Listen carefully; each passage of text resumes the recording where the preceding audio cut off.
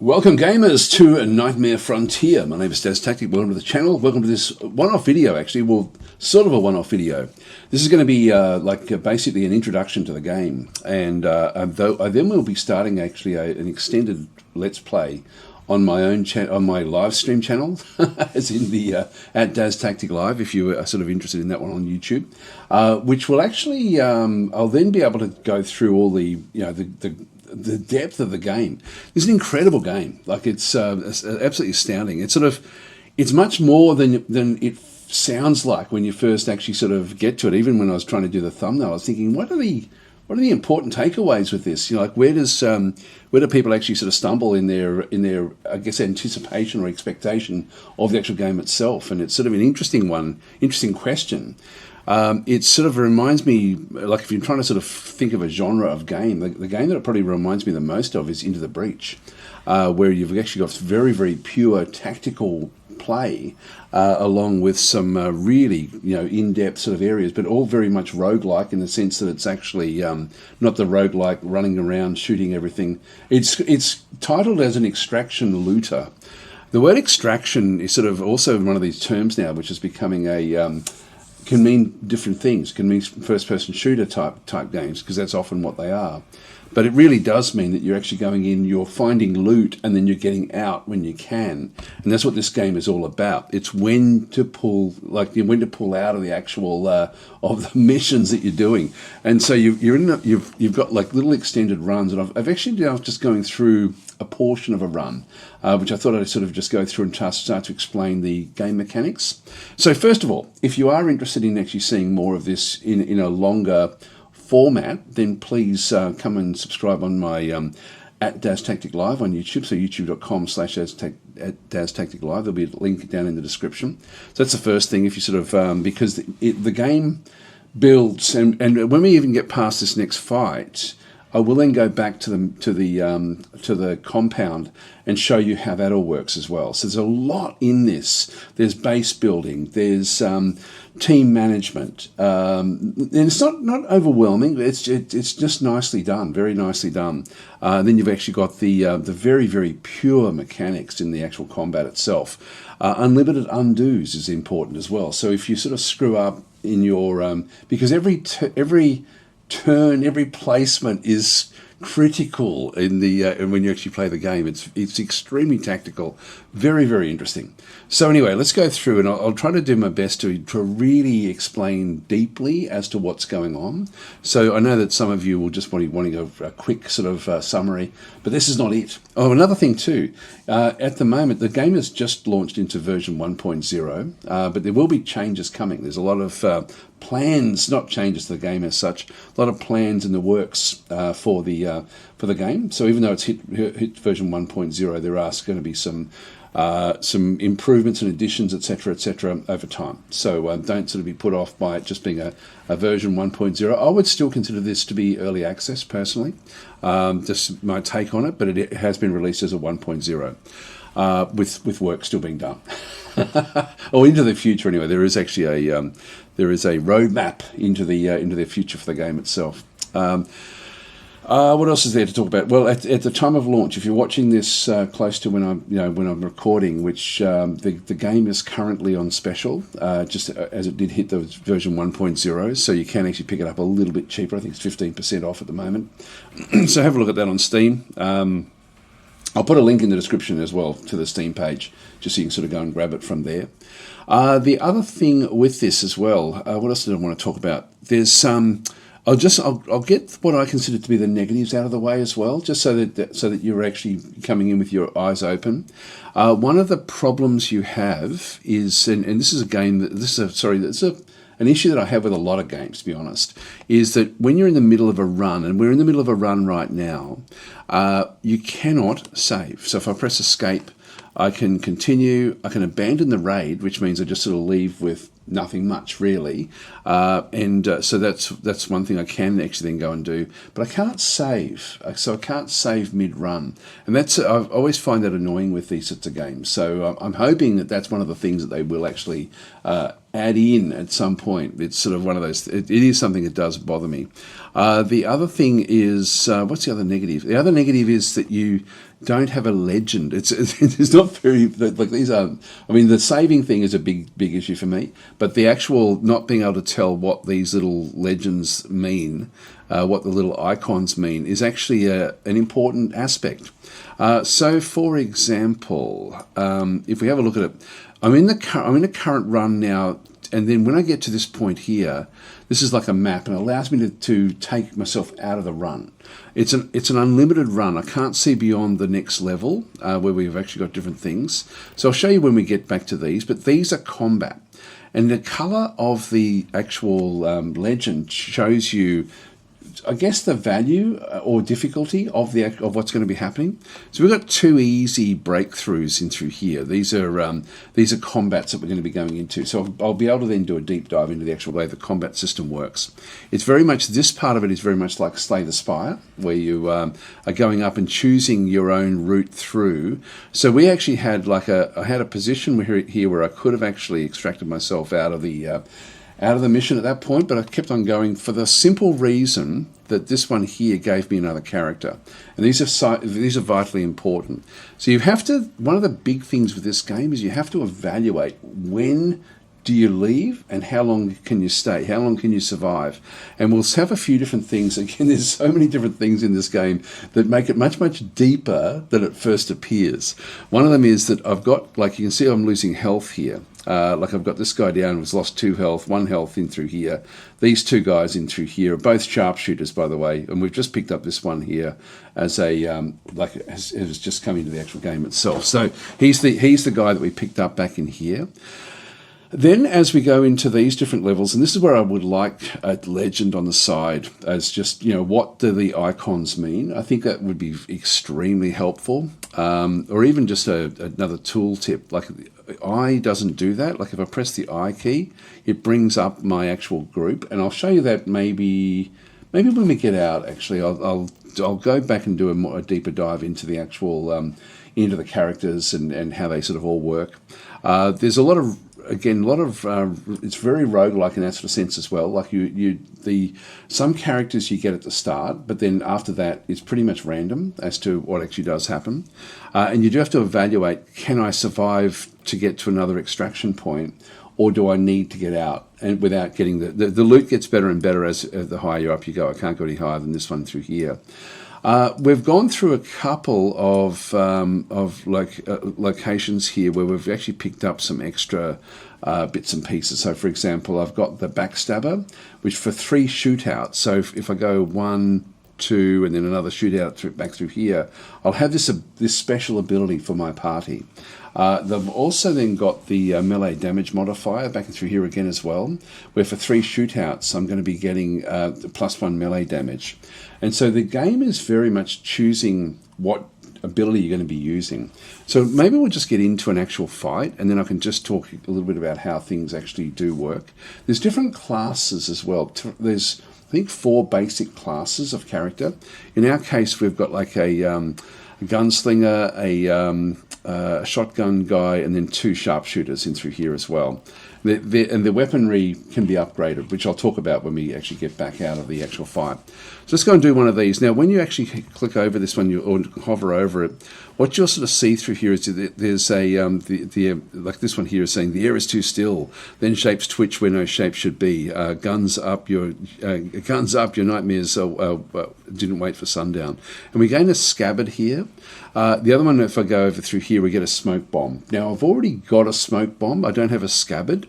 And see that the scabbard is sort of showing that it's actually like a piece of clothing, whereas this one, smoke bomb, is showing it's a bag. What that means is if I do go back into the information here, you'll sort of see that we've got like headgear, torso. So the scabbard would be then used on the torso, and that would probably give me some other ability to be able to hold. This is actually what we've been looting so far. We did pick up a cavalry saber, for example, which is a common melee weapon with what we end up having. So this guy you can see is a gunslinger back over through here. He has like different weaponry. We've upgraded the weaponry, which I'll show you how we do that when we get back to the base. He's got pocket items as well. Some of these can be brought across, but none of these are really valuable over here for his pocket item. At the moment, I just got him with dynamite, but there's other characters. He's got a kidney beans, which is actually a healing thing. If I get the chance to heal up these two characters, I will do it in this next run. I've got another one in through here as well, but I've just picked up this other pocket item for him as well. He's wearing this survival backpack, which we picked up, which gives me one extra spot in through here. So I can get more bits for him to then be able to carry around. Things like the footwear, I'm getting +1 speed through here. It's very simple in terms of what the individual elements do, but extremely intricate when you start putting everything together. So there's a lot of choice with what you end up doing. Anyway, let's just go back out. You'll see that the compendium, when we've got something new that we haven't seen before, the compendium will then sort of light up. I might show that now as well, actually, just to get this one out of the way. So this is split up into all the different things that we discover as we play the game. And so mainly sort of loot and stuff like this.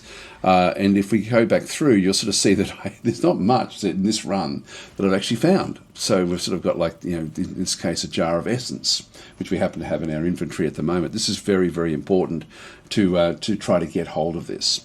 As we sort of scroll down even further, see different colours of things.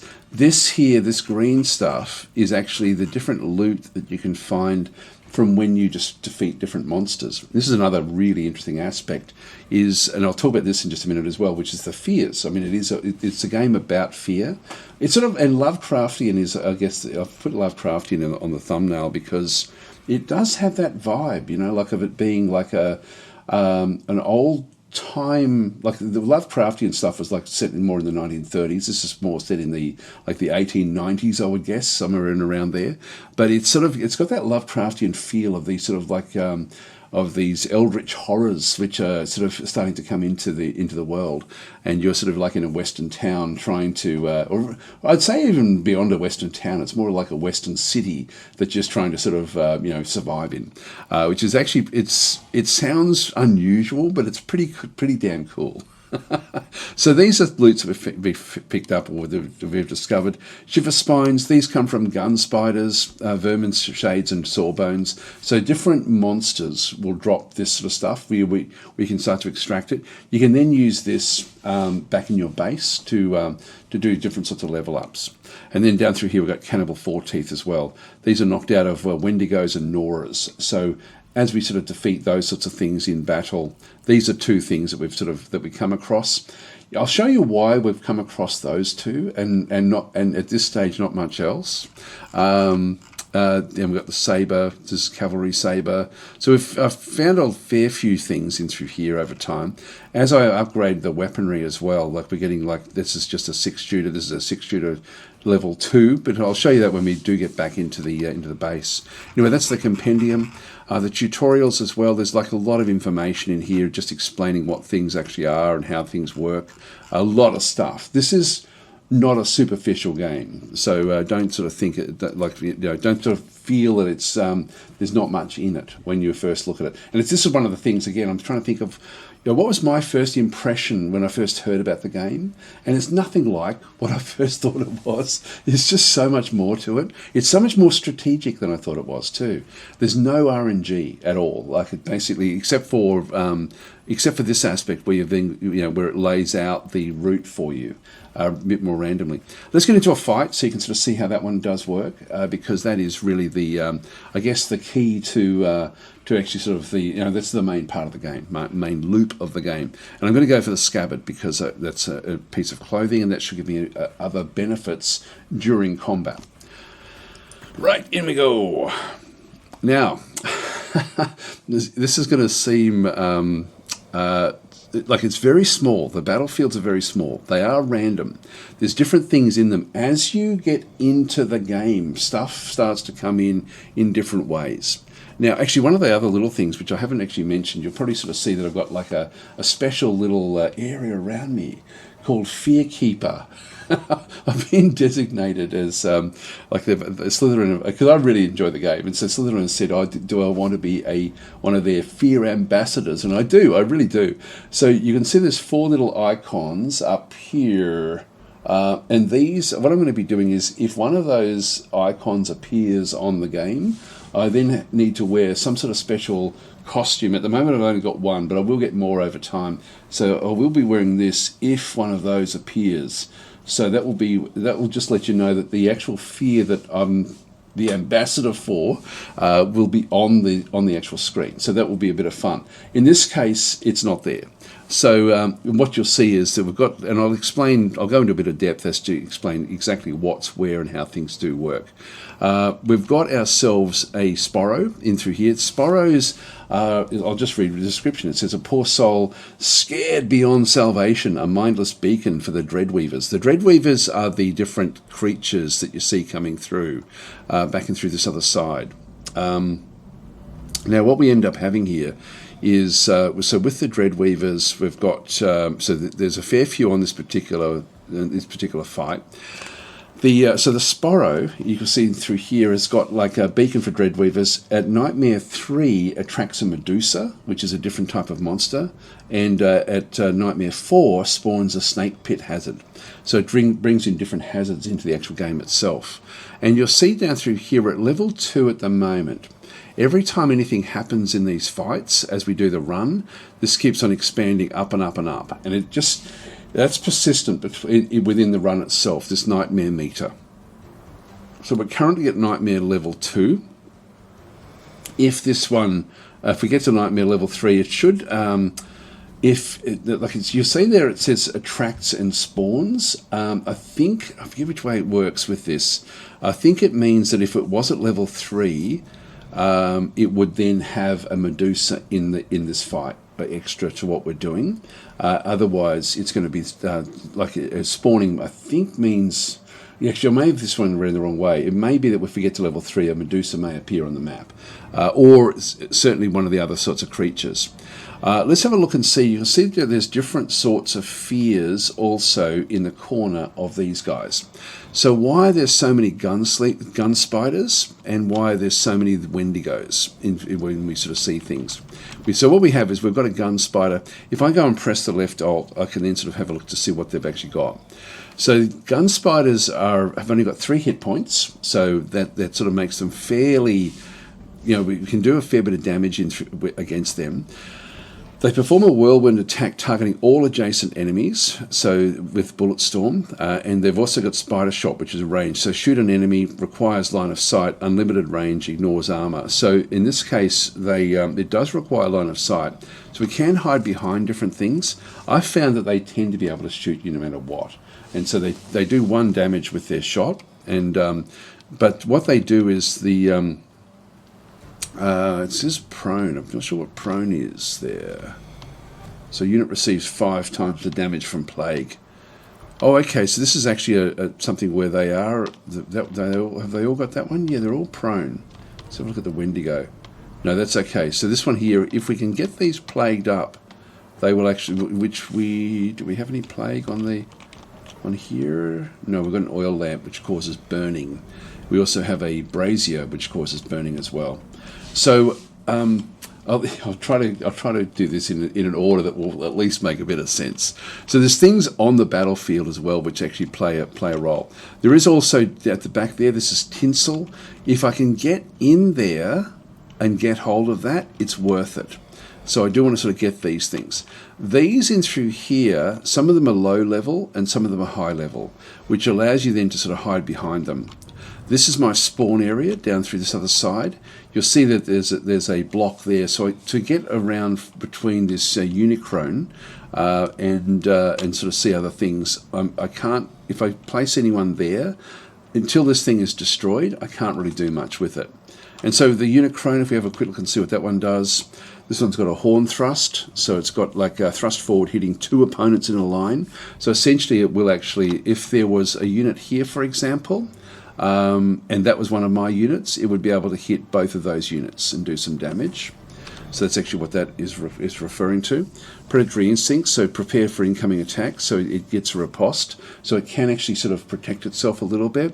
And riposte deals damage to the attacker if they remain in melee range after attacking. So if the this makes them a little bit more sort of special. This is much more of a melee type unit. And again, prone receives 5 times the damage from plague, but we don't have plague on the area through here. So this is a fear of snakes, by the way, that we're sort of seeing through here. If I go and click on that one through there, I've got Buck Harrow in through here. These don't really sort of have like the left alt aspect of what we can then sort of go and see. But this is a fear of spiders. If I had a fear of spiders up there, I would wear the hat. Anyway, we've got these 4 characters. I'm glad I picked up this other gunslinger. Now, can we reach into here? This is 1, 2, 3 away, and I do want to get the tinsel. This is worth a lot to me. So I do want to have one unit that can actually reach back into there. So I'm going to place... what I've actually got through here is a gunslinger, a brawler, which is Duke-matic. I need to get as many kills here as I possibly can. You get like an extra turn if you get the kill. Now, if I move this one up into there, can I then save him? If I put both... This guy's got beans. Like if I go and... actually, I can't really sort of see him through... Yeah, actually, he does have... Well, he's got a fear of horses, which is what this guy is. So the Unicron is a horse. By the way, why are these creatures coming in? The first one has got a fear of spiders. And so if I go and press the Alt key over the top of him, you'll see that with the fear of spiders, at Nightmare level 1, it attracts gun spiders, which is what we see through here. So at level 1, we've attracted gun spiders. At level 4, the monsters have vulnerable strikes, and so characters using abilities on Dread Reavers born of their fear will be inflicted with dread. So we have to be sort of careful with that as well. We currently have Backstabber sort of running, which is actually something that I can't really make use of just yet. If I had a character here, I'd be able to use a backstab against that one there. That might be enough, you know. If we actually, I'm playing this one out because we've got the backstabber. But this is what I mean. Like the game has there's a lot of intricacy. It's one of these games that's easy to play, difficult to master. If we just go and press the Alt key, all of my guys have got Backstabber. This unit deals additional damage to enemies pushed into it and does not receive push damage itself. And so it's going to, if I have someone here, if I'm actually, so let's just go and place Buck Harrow back over here. So he's going to, I want him to run into this position. By the way, unlimited undos and come back and play the game, like come back and play the scenario as many times as you like. It very much is a random puzzle. I love that as well. It's all procedural. Sorry, I'm actually in the way of this aspect. I'm trying to find the best position for where I am. Yeah, that should work a bit better, I think. Hopefully. You can see the primary objective, kill all. In this case, we've got him in there. The idea is to run him into there. Then we get the brawler. And we have the brawler sort of positioned here, I think. If I move the brawler up, I don't get to run again, and I would like to get into here. It's a hard one. Let's just do it, and because we can always undo as many times as we like. So 2 of 3 deployed. Oh, I've only got 1. I've got to choose one of these now. This one here, Blackwood, has got a fear of war. So if I left Alt click on him, he actually, it's at Nightmare level 2, he can spawn gunpowder barrel hazards if he actually does come in. At Nightmare level 3, attracts cannon heads. So as this goes up and up and up, we then actually have other problems. If I press the I key, we then get into the more detailed look at these guys. All right, so that's not really... I'm going to need to actually have this one here come through. Unfortunately, he's going to be sort of right in the middle of everything. I'm going to position him down in here. You know, I'm going to actually swap these around. So I'm just going to go back and pick up him again and move him over to here. He will actually, unfortunately, attract... no, he should still be okay. I'm going to position this one, the sharpshooter here. So I've only got the 3. I can't bring the 4th one in. So if one of our guys falls, I can then bring the 4th one in, I think. So we're just going to fight. So we can reach here. So we've got the movement. These are the different things it can do. Again, very simple in terms of what we actually have. But if we go across, what I want to do is I want to pick up this tinsel. The tinsel will leave after the first turn. So if I don't get it on my first turn, I'm not going to get it at all. Now I've also then got, this one here has got a can of beans. So if I get another shot, if I get a kill with something, I then end up getting like a second turn, and I can make use of the melee attacks as many times as I like. But these here has only got, you see on the very right hand side it says 1 of 1 uses. I've only got 1 shot with this. I'm going to start him there because I want to, look, this is going to be intricate. I'm going to set up a backstab to kill this one off. So I'm just going to go across into here. So I'm not going to attack that one because you can see I can do 2 damage to it at the moment. But if I fire and kill this one with this weapon, this one does 3 damage, requires line of sight. I can then kill that unit. So I'm going to kill him.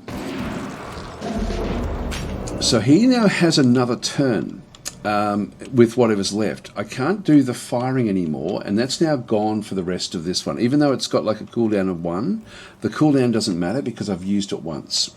I do actually have these pile of beans, which heals yourself or an adjacent unit for 1 hit point.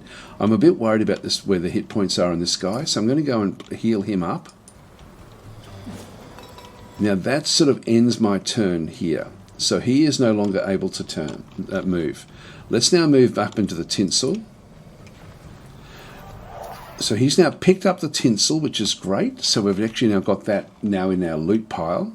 And if I go and click on this one through here, you can see I can smash this one and kill it. I can also smash that one and kill it.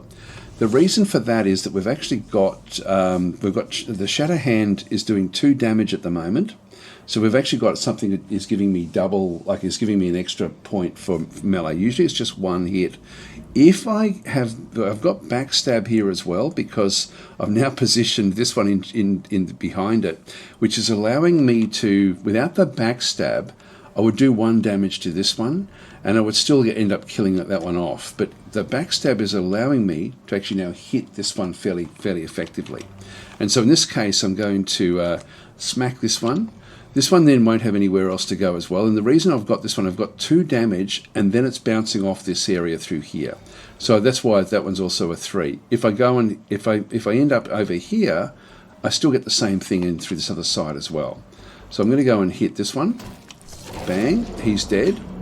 Gives him another go. I've still got all 3 of these that I can make use of. It's only when I don't get the kill that I've then got to start to do other things. Now I'm still going to have to, I'm still going to be able to shoot with the handgun. Excuse me, you'll see that the handgun has actually got like 6 uses of it. So this one is nowhere near as dangerous as the other one. I can now hit this guy as well. Now Buck Harrow is, he's the one with the fear of spiders, and these are spiders. I do have F1, which is Consume Essence, which we just picked up. So I can consume the Nightmare Essence to heal wounds, cleanse any negative status, push away Dreadweavers, or keep until the end of the fight to gain a rare resource, which is what we want. Rare resource is not something new. It is just keeping this essence for use in the base, which is what we sort of wanting to do. So we'll just keep on fighting with the melee. Again, 2 damage because of our strong melee at this point in time, and then we're going to be bumping into here, and that will then give him the 3rd kill, and that's him dead. So he's now down. You saw Dread was actually appearing in his area. If I just go and press the left alt, So she's not showing the dread. It's not appearing. If there's any status effects, it appears underneath their health bar. In this case, what we're going to be doing is we're going to now use the gun. I can also throw the dynamite and do. It's a bit hard to hit that one. I can only throw it at level 3, so I could actually hit it there. You'll see that these things, you can't kill these. These are just part of the map, but they just have impact into what's going to happen in here. So we want to be getting these kills as quickly as possible. Now, if I go and shoot there, I can't hit that. Can I hit that? No. If I could hit it, I could click on it and then sort of have something else come through.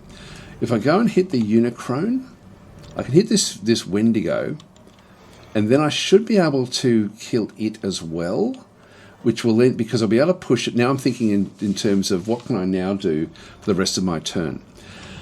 I've got this guy here, Duke-Matic, who has also then got that extra brawling ability. So he'll do 2 damage with his brawl. So if I go and I can always come back to this as well, by the way. I can change what I'm doing at any point in time. So if, and this is super important, I've got like this. Like in most games, if you actually do damage, because it's got an RNG aspect to it, you can't undo once you do that one. In this case, there's no RNG in this fight at all, which is so refreshing in so many different ways. And being able to completely undo all the way back to even the placement, and then we can just reset it. But I'm actually happy with my placement. If I go and click on Duke-Matic, I can now start to shoot with him. You'll notice that he's only got very limited movement. That's because he's engaged. And you can see down through there, we've got these little symbols. And if I go and press the left alt on him, you'll see that he's got a fear of horses. So Nightmare 2 attracts the Unicron, which is why the Unicron has come into the fight. He's engaged. So this unit is engaged by adjacent enemy. Unit has speed reduced to 1, so he's now sort of got like a level 1 speed through there.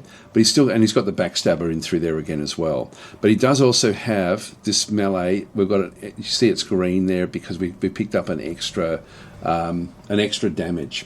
So I know I can do 2 damage to him. I know that if I go and click on this one, you see I'm going to get 3 damage. And then 1 to here. I've got the 2 from the base hit. I've then got 1 from hitting it into this one through here, which will give it 3 damage. This will then give it 1 extra damage in through this other side as well. So I've got the 2 plus the 1 from that one, and then the Unicron is also going to take 1 damage. So if I go back to here, now if I do that one, they're just going to stay where they are, and I'm not going to get a kill, which means I'm not going to get a second turn. This one and back over here, we've still got a shot here. I can still do 1 piece of damage. If I take the 1 point of damage off this unit, I then get the kill with Duke-Matic, which gives me a second turn. So that's where the order, everything is just so important. It's also now made this one so that it's actually now more susceptible. This, by the way, sorry, I should just keep on. There's so much to explain what does go on here. If I go back to in here, he's got a level 2 6-shooter. And so the level 2 6-shooter has got is a range shot. Shoot an enemy, inflict -1 melee damage modifier. Requires line of sight, can ricochet. By doing that, I actually then make the unit that it's shot more susceptible to melee shooting. So sorry, to melee attacks. So it's I would kill it anyway now with Duke-Matic, but we'll still get the bounce. And so we're now going to be doing essentially 4 damage to this unit with Duke-Matic in through here. So now when I go back into this attack, I still get the 3 because that's what's left, but it now has 1 extra. In fact, if I press the left alt there, you'll now see that it's got rend, which we have to be careful of, can target up to 3 opponents at once. That's sort of why I don't want to have too many of them sort of floating around in through here. But this has been a good start. We're going to be clearing out 3 of these ultimately. So if I just do this one, he's also then got a shotgun blast. He's also got like a pile of beans. If I end up with the ability to use the pile of beans to heal myself up, I'll do it. But I won't do it just yet. So anyway, we want to hit this one. That will then bounce into that one, do a bit of damage. We'll end up in this position, which will give me another shot against this guy. Bang. Now we had Dread at that point, and if we go and hit this one, the Unicron as well, I've got the 2 damage, 1 damage because this is in behind. So I can actually now do the damage into here, hit that one as well, and we've got overcoming and dread at the same time. We've got the kill, so we get the overcoming. Dread also was there. If I hadn't have finished it off, I would have had a level of dread on this particular unit, and it would have then fired up over here as well. Let's get the beans. Let's go and apply the beans to ourselves. And that's his turn. So I can't do much else with him. Actually, he's got another move, which is unusual. So I can reposition him. What I might do is I might pop him in just for the next turn, so we can sort of start to prepare for wherever this Wendigo is going to end up going. I mean, it's going to be able to move around anyway. We've now engaged it. It could still run out to here, but it really has to now shoot. Has to do damage against Duke-Matic. Nothing else done here. No one else has got any more turns. This is still turn 1, and now the enemy gets to have their turn. We'll hold that one down. And so it has a rend against the Duke-Matic. If any of the others were within movement range, it would then get the kill. It's now very, very simple. Again, just to show how things work, if I go and attack this one, I'll only do 2 damage to it. It will push it back into here. If I come back and put Raven Eye Ray in here, who has got backstab running at the moment, just temporarily, I will then be able to do extra damage in through here. I can also do another firing. I've still got 5 uses left in this particular fight. I can do 1 damage there.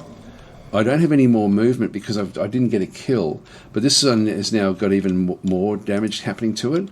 Let's move Raven Eye Ray up into there, which has now engaged that one. In fact, either one of these can now get the kill. So if I just go and if I stab that one with the he uses a this one has got a range of 2, so we can actually sort of do melee attacks at 2. And this is because, again, his actual weapon. If I press the I key on what he has got, we've leveled this one up, which gives it the bayonet. So at level 2, it ends up with a bayonet. Level 1, it doesn't have the bayonet. So there's a lot in this game, a hell of a lot in this game. So we're going to I can just use him. As long as I'm not doing damage to Duke-Matic, I'm okay. There we are. Right. So we picked up a fair bit of loot there. This is the scabbard. So we're going to be able to put different things back over the top. This now, what we pick up in the loot is we've got ourselves some Cannibal Foreteeth, and these come from when we kill the Wendigos. So the Wendigos, we've actually got that one. So and again, it's their fears that are drawing these in. The Wendigos are here is because this guy's scared of Wendigos. The Unicron is there because, and we pick up this fright straps from the Unicron. And that's in the fight because this guy's scared of Unicrons. And then the Shiver Spine is in there because this guy was like scared of spiders. And so these were dropped by the gun spiders. We picked up our essence there as well. So this is part of the run. We picked up the scabbard. Let's go and take all. So we've now got this one coming back in, and we'll just go continue. Now at this point I can rearrange things with my party. So I'm actually back over through here. So we've still got 2 more shootouts for Backstabber and the melee damage modifier. So it's it's an amazingly good game. An amazingly good game. So if we go back into the information now, we can now go and have a look and think, okay, we've got a scabbard. What does that one do? So this one's going to go on the torso, and it allows me to have +1 melee weapon if I wanted to. So if I go and throw this one in, who should I give that one to? This one here's already got the survival backpack. We're not using anything for that. We don't have anything that can really be attached to that particular one. But for the melee weapon, that one there has got melee advance into the enemy, dealing extra damage in through there. It doesn't do the push, actually, which is sort of interesting. It may be better that we actually move this one back, as an example. Give that one, because this one's a brawler. And can I then do anything with that? Yeah, I can actually then bring a melee weapon across. So he can now use the cavalry saber or the shotgun. So he's now got 2 different weapons here. I don't know if that will be the best thing for him for the melee. Advance to the enemy dealing. So there's no advance to the enemy dealing damage. Inflict -1 damage. So it makes it easier to hit the next time around for other people. But the pushing can be important. So there's no push with this, but it does make the next person who does it easier to push. I'm actually probably going to be going back the other way, I think. Let's just go back this way. I'll use it on this one here. So I can sort of can dress these things up. Let's just do that if we wanted to sort of keep things coming. All right, so we'll just go back in. And you can see there, this is what this skill set will be. Actually, he does have it there. That's making me think maybe he would have it if we push that one back. This is his skills that he actually gets to use. I want to keep this this shadow hand here if I can. Yeah, we can. Okay, in that case, that's perfect. I'm actually happy with that. And then we can just have the survival backpack with one of the others. Probably with this one, because he does get the he does 3 damage with his rifle. So I'll leave that one down there, and then eventually we'll pick up something else we can then place in that particular item. So you can do this on the fly as you're going through the actual run, but let's just go back out. So we're here now. The next thing is safe passage. You can see down through here, we've then got a whole lot of different sorts of aspects, but we don't get to see any detail. I wish it was just a legend as to what these things meant, just for players to be able to then think, okay, well that's a fight. That's a going to reduce the nightmare counter, for example. So we're just going to go back into here. Now, safe passage is quiet here, too quiet. No pull, no whispers, just still air. Another thing I would like is for this to actually stay, like for you to be able to make the evaluation at this location. If you go continue, you really then do have to keep on running up through the fight. But let's go back to the hideout so I can show you how this one actually does work. And oh, there we go. We killed 100 enemies. So we've got the this was happened to be our longest raid as well, with where we're doing it. By the way, if you're new to the game, don't rush trying to go as far as you can in the raids too early. Build up, like get the guys sort of with their weaponry leveled up, just to make sure that you've actually then got the health to be able to then go and do what you need to do. So we picked up all of these looted items in through this other side. We'll just go to continue. So we picked up 2 essences.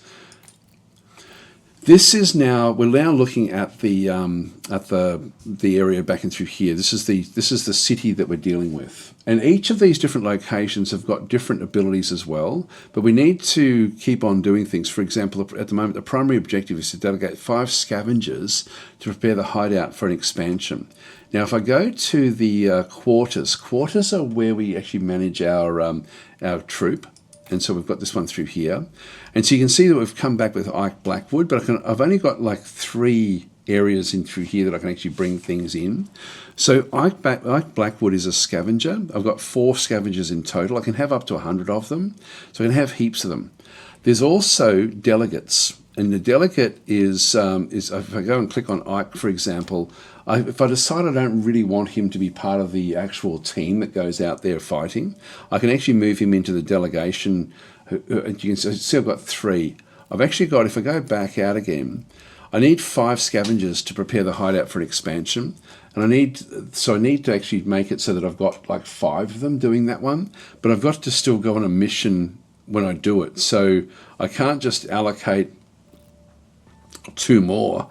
I do need to make sure that I keep on finding more scavengers, and the way I find them is by doing the missions.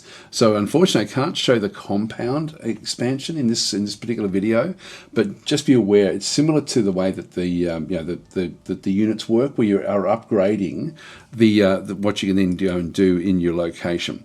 So this is sort of like we're in the slums at this point in time. We've got our own compound, but this is actually now going to be wanting to go off on a new raid. I can change the difficulty at any time as well. So if I'm sort of struggling with the difficulty, I wonder if I think my head might be better on the right-hand side when I'm looking at this, I think. Just bear with me yet again, guys. Sorry. I think that'll work for now. So, okay, let's keep on going.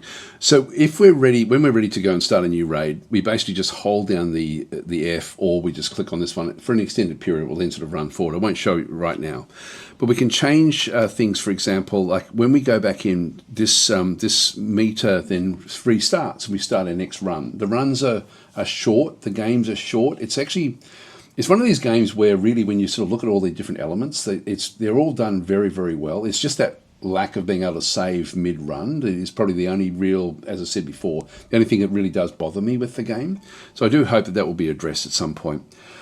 So anyway, as we sort of go through, we start off at fear level 1, and so at level 1 we will be attracting gun spiders, we will be attracting Wendigos with this particular group, and Unicrones back in through here. If I go back to quarters, and for example move Raven Eye Ray up through here, I don't think I can. Oh, I can rename them. I didn't realise I could do that. Well, there we go. When we do our run, we will actually have.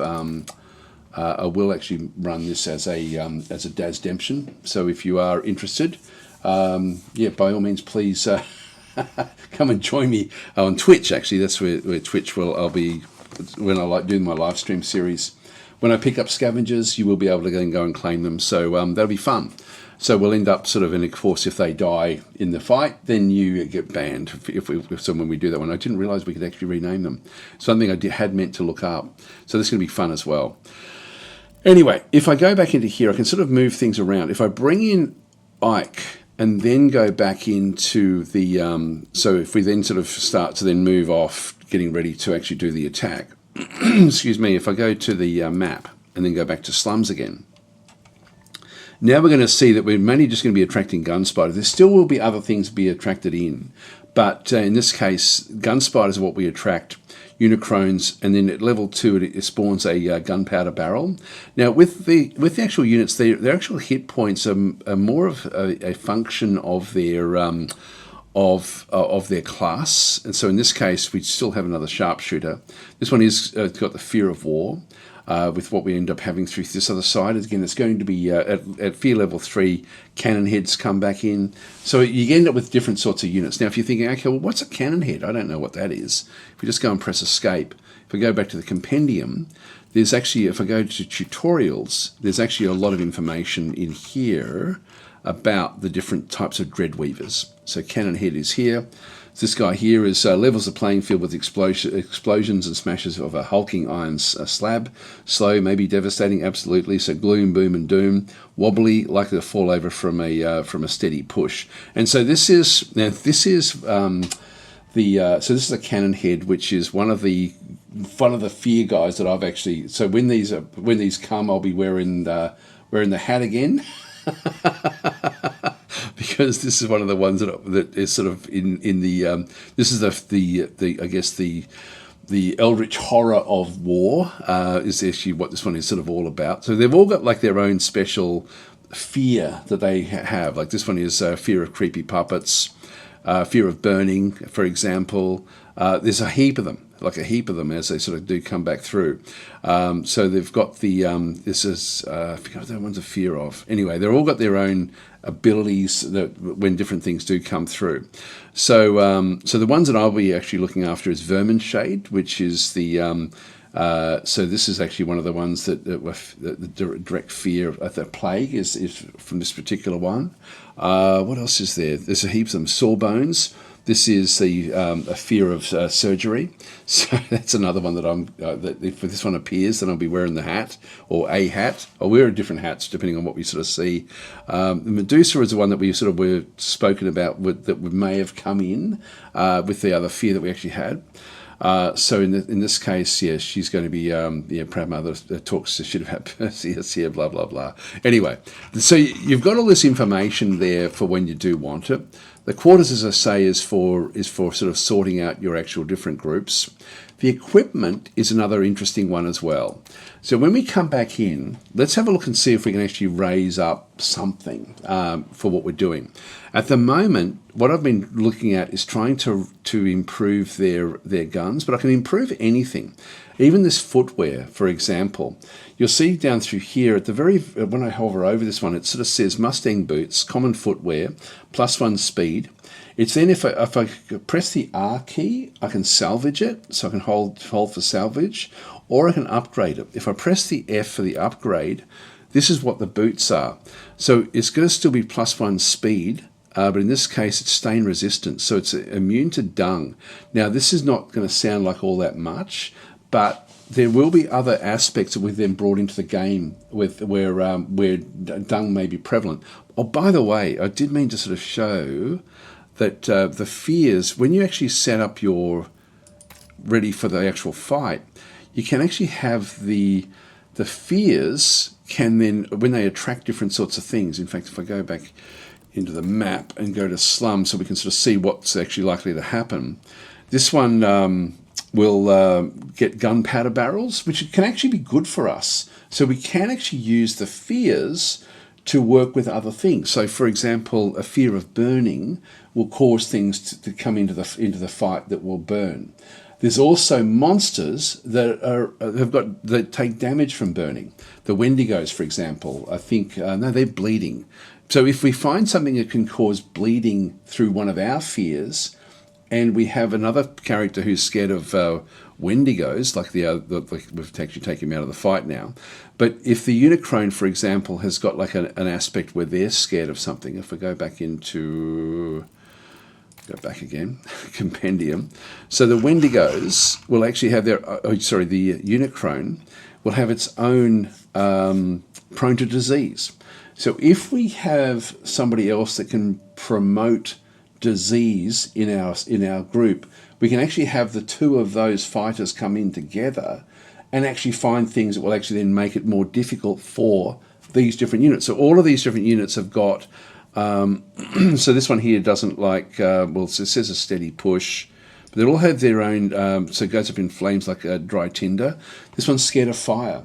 If we find somebody that is that has got a fear of burning, we'll then be able to bring in units that actually don't work together in terms of the actual horrors. So the horrors, so there's another level of strategy that you can play with this game as you sort of start to go back in and actually do it. So there's a lot that does go on. Anyway, equipment, let's have a quick look and see. Is the footwear worth it? Press F, and I don't know, but if we just go and press, I can either press tab or left control through here. So you can see down there, speed +1 and then immune to dung. Speed +2, still immune to dung. Speed +2, stain resistant, immune to dung, but also then has this ability with engage immunity. So this one can actually then move out of the fight. And as we do it, there's different level up costs all the way through from different loot that we can then pick up. So in this case here, the top one is level 5, where it's got +3 speed, so we can start to sort of zip around all over the place if we needed to. But we don't get to the valuable one until we get to level 3. You'll see down at the bottom here, there's different things that we need to actually have. If it's in white, it means we've got it. If it's in red, it means we don't. So anyway, I'll just go back out. I've been sort of raising up their guns. So if I go and have a look at the gun and press F in through here, so F for that one through that side. So at the moment, I've got like a level 2, which is giving me... so you can see there what it does to. The level 1 is shoot an enemy, requires line of sight. I've then got shoot enemy, flicked -1 melee damage modifier, which we did use in the last fight. It requires line of sight, can ricochet. So in this case, ricochets are going off. I was trying to set one up, but I couldn't actually do it in that last fight, where you bounce off some of the items. It can cause burning, can cause plague, all sorts of stuff. So this is really, really valuable to have. If at level 3... we then end up with a secondary weapon through here. So we've got the handgun shot 2. So we've got all of the same stuff in through there. Plus we have a different type of weapon here. Duelist. Self-prepare for incoming attacks. Grants a counter shot for 1 turn. Deals damage to the attacker if they remain in line of sight after attacking. So it allows them to fire back. There's a cooldown of 2 back and through this other side. And I don't know how many uses I have of that one. But I'm guessing it'll still be 6. So that's actually, if I get into that one through there, when we have a look at this one, to get to this level 3, it will require 15 of the sort of scrap type things, 2 of those little essences that we picked up. We picked up one of those. It needs a level 2 6-shooter, Cannibal 4 Teeth, and Shiver Spine, which we have. So we've got nearly everything except for this. If I just go back out. So that's actually not as great as it sort of would first appear. Let's go and have a look at some of the other guys, with what they end up having. In fact, what I might do is I might just go back out. Sorry, I'm just going to go back to quarters and put in Raven Eye again. Just replace those back in there again. He did have the better equipment. And if we just go back across, or just go to equipment now, Have a look at Raven Eye backing through this other side. He's got a level 2 rifle. Again, if I press F, this one here is going to be so it gives me the rifle shot plus the bayonet. In this case, I've still got the rifle shot is the same. The bayonet is thrust forward, hitting 2 opponents in a line, reduces target's armor by 1. So if they had armor, we'd be able to reduce it. We haven't really come up much against things with armor, so that is of no great value to me at this point in time. What about the shotgun? The shotgun we've got to level 2. Or what about the saber? You see that we've got like a cavalry saber through here. We don't have anything else in the stash that we can make use of. We've got this beans as well. Even the beans, if I go to F and upgrade the beans, they're going to 3. So this one actually heals it for 2 hit points. So at level 2, we end up with 2 usages. Level 1 has only got 1 use. So there's different things as they sort of come back through. The level 2 gives me 2 uses of it. Level 3 gives me heal yourself plus another 1. Now this one here is actually not too bad. Just need Cannibal 4 Teeth, 3 of these essences, and 25, which is actually pretty damn good to heal up 2 hit points. The next one here is level 4, which then gives me it's free, so free action, so I can do it and still keep on fighting, which is good. At the moment, it requires an action, which means it's the end of your turn, which so that would be great to get as well. And then we've got the kidney beans back up through this other side, which requires all sorts of stuff to then start to get more and more of these. So the kidney beans, that leveling them up is actually not bad at all. Getting the 2 is going to be super useful for what's going on. Let's go and do that. So even though we can't do it yet, so I've got level 2 there. To get the 2 healing is great. To get to that one would be awesome. But this one here requires 25 scrap. We've got everything else. So if we just go back out. So this is scrap up through here. I've got 12, so I need 25. When I have a look at what I've got in through here, there's things that I don't need. Like, for example, I've picked up these hunting rifles. At this stage, I don't need it. So you'll see I'll get 7 salvage from this one. So if I just go and press the R key, I can then salvage that one. And I'm now up to 19. I can't salvage these, but I can salvage this for another 7. And so I'll salvage that. I'm now up to 26. That gives me enough to do the level up of the beans. So let's go back into the beans, press F, and now we've got everything we need to actually go and do that one. So the loot that you pick up is also of value in just getting ready for the next fight. We'll just do the upgrading through here. There's a lot in this game, like a hell of a lot in this game. I didn't think I wanted this to be a fairly fast playthrough, to be honest. But it's like as in just a quick summary as to what the game has got. But there's a lot in this game. It's an amazingly good game. So anyway, that's where we are. The next one's going to require 30. I've still got everything else I need. I just need the 30 to get to the one which gives me the free thing, which is actually pretty good. But I don't have enough. I've only got like 7 there. So I really couldn't do much else with that one. So anyway, it's pretty cool. Let's go back out, and the next thing would be to keep on still trying to get more scavengers. I need to get more people, and so I need to, now that I'm picking up better and better equipment, I would then be able to sort of start the next run. I'll just show you what happens. Actually, difficulty back and through here. I'm just playing it on challenging.